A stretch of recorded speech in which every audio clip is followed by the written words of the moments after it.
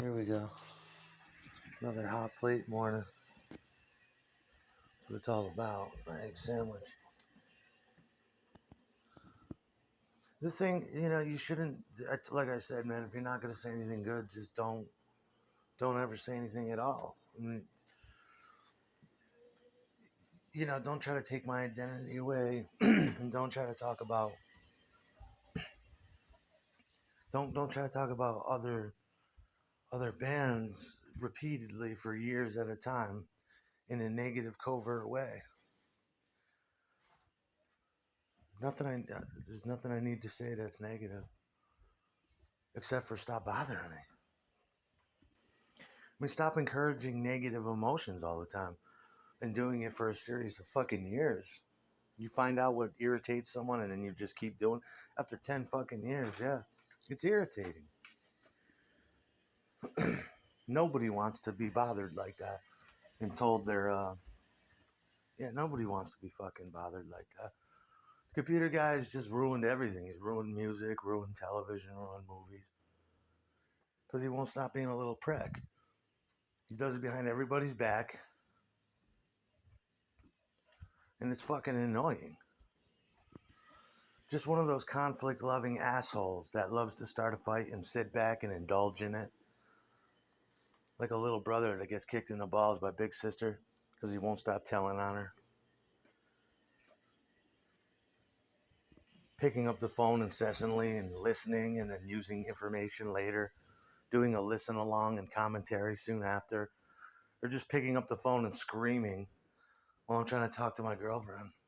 For like 10 plus fucking years. The computer fucking ruined it, especially YouTube. So fucking hateful.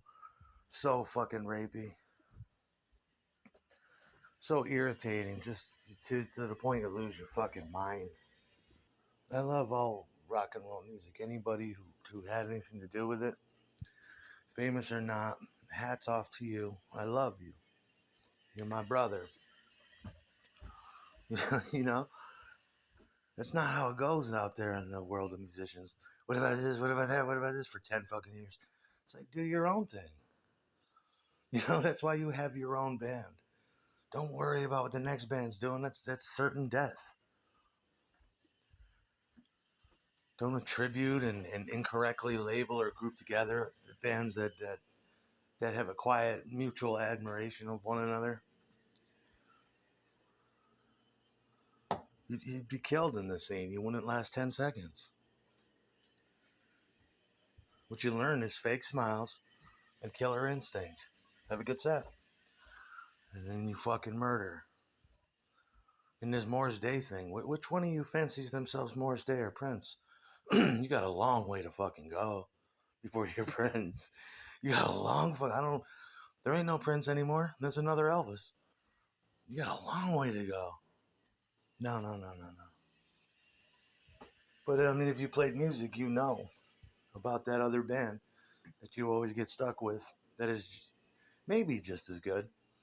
They have something else that going for them, and you just don't want to play with them because you want to have fun and you want to do the best you can do.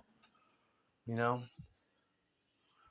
maybe I mean those type of bands you want to play with once, not fucking repeatedly. My thing to avoid that was to always take a back seat and be like, "We'll open up for your show." What's the difference, Unless it's a pay scale difference, then it's worth the annoyance. It's better to just blow up like a fucking like TNT and just get the fuck out of there. Go to another bar and drink and put it out of sight and be polite as possible. I mean, you want to be phony. You don't want hard. I mean, it's like going to a baseball game. Just respect, and that's it. The music you like, you keep it close to your heart. And you don't, you know, nobody should be, you know, got this guy doing a listen along and quoting me from 10 fucking years ago. It's like you're purposely trying to annoy everyone. Stop doing that. I don't really like talking about the Sopranos either because it's kind of close to my heart. I mean, it's just, it's scary. My whole life is there. Little situations, past, present, and some things I don't know what they are. Just one or two or three things I don't exactly know what they are. Like who was Ralphie? No idea.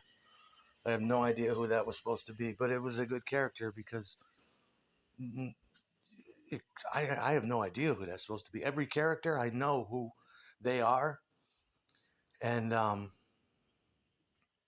I think I have an idea because there's other families they talked about too. And I liked Ralphie. He definitely was the fucking devil. I mean, it was great. It was great. I loved him from La Bamba. I forget his name. He was fucking awesome. Everybody wants a manager or producer like that. And he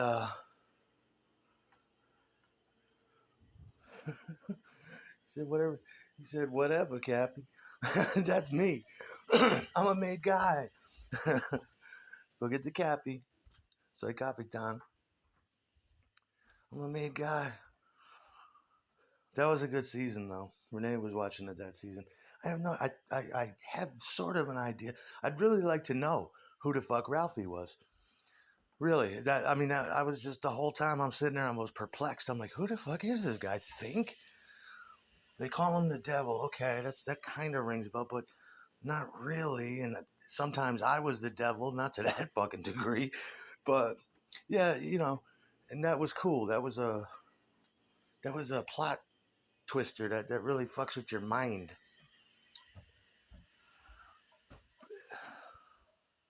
I mean, there's just so much I could tell you about that. Little tiny scenes that mean nothing, that you think mean nothing, have great significance. It's consistent writing with them. The end, which is not, autobiographical of anything I know about, but people talk about the end. I love the end. I loved it and I hated it. I loved it a little bit more because it was like going 90 miles an hour into a brick wall. It felt good a little bit like that. Like, really? And I was calling him by his character's name. It's Michael Imperioli. Of course, he played Spider. He was in Basketball Diaries. Michael Imperioli. He said the same thing I said. When he goes into the rest at the end scene, when he goes into a restaurant, he plays Journey. Don't Stop Believing. It gave the song new significance to me, and I as well got a chill on my arms. I was like, wow. It gave me a kind of a chill. It gave the song new meaning. Now I wonder if the next time when I hear that, I'll think of the Sopranos ending. It was really cool. It's my firm belief that they did Tony, AJ, and Carmela, that they got whacked out in that restaurant, and Meadow um, builds up the tension by trying to find a place to park. It was retribution for all the fucked up shit Tony did. It was definite retribution. The crew had basically eaten themselves alive, like most crews did. It was a family, but it was definitely a glorified crew too, and they all ended up killing themselves. The members only thing is there to throw you off. When the black guys come in, I think it was definite retribution. I think that they were gonna bring in a zip, somebody from overseas to do the hit, but they probably got some black guys to come in, and I think just like those old mob movies, Meadow may have seen her whole. This is going really far, but it was kind of implied. She might have seen her whole family get murdered, and became the next Esmeralda Blanco or a shadow boss. Because what else does that mean? I mean, why were they separated? She was coming late. That's what it was supposed to imply. But yeah, it was definitely time to die. It was definitely time to die. And they said throughout the whole series, AJ's just can't and he won't and he's not going to be like his father. He's not going to be a boss. Whereas Meadow might have been, because she was smart. She could sustain the life and sustain the family. That's just what I think. Otherwise, that's not how a series ends. What did they live happily ever after? No, the family was over. And they remind the audience, just remember the good times in case you're disappointed. A lot of people like to say, well, I don't think Tony died. He just went on with living. It's like, nah, he couldn't. He couldn't. There was so many warning signs and so much, yeah. Otherwise you would see the whole family as they were with Meadow, AJ, Carmella, and Tony sitting at the table eating, and then maybe fade to black or something. But that's a little telling too. But just a hard cut to black, that's even worse than a fade to black. That's like, you know, I, don't you? I remember reading in the Inquirer back then because I wasn't watching the show, but I would read stuff about it, and people were flipping out like they thought their cable went out and shit because it just a hard cut to black for the last like 2 minutes. Fucking genius. That's genius, and it left you so hungry for more. You know, I take don't stop believing as a personal message, but it's also a message to the fans and everybody else. Don't stop believing. Yeah, I have a lot of just burning questions about one or two particular things, like Ralphie, and there's a couple other things too. It's like, who is that? Who is that? I mean, they reference people that I barely knew from across town with other lives that you hear about, but you don't necessarily know. And I'm like, this is just too fucking good. It's way too good. If I ever get a girlfriend, I'll try to sit her down and privately show her. And with some of the shit, I can even prove it to her that it's me they're talking about. Like if I ever get a wife and show her, can you fucking believe this? This was my fucking life. Excellent show.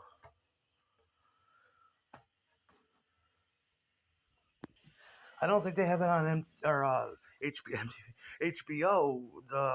The other spin of the Nights of something or other, or the many nights of I don't know. But they got Gandolfini's kid in there who looks just like him, playing a young Tony, and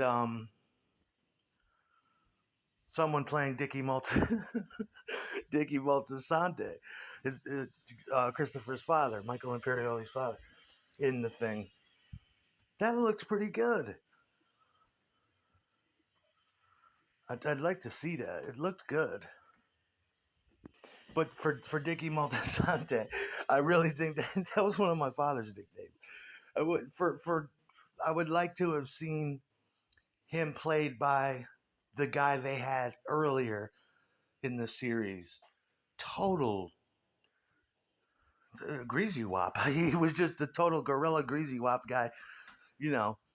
And when he sits Christopher down and tells him about gambling, that shit there also gave me icy cold shivers. It's like, I've heard that conversation before. Yeah, he's. I mean, you got to see that scene, and the whole thing, the kitchen scene, and it's just mind fucking blowing. I couldn't get enough of it. But to take an ordinary song like "Don't Stop Believing" that might have, that might have been used to death, and to have it have new meaning like that, you know, was pretty heavy. That's what I believe happened.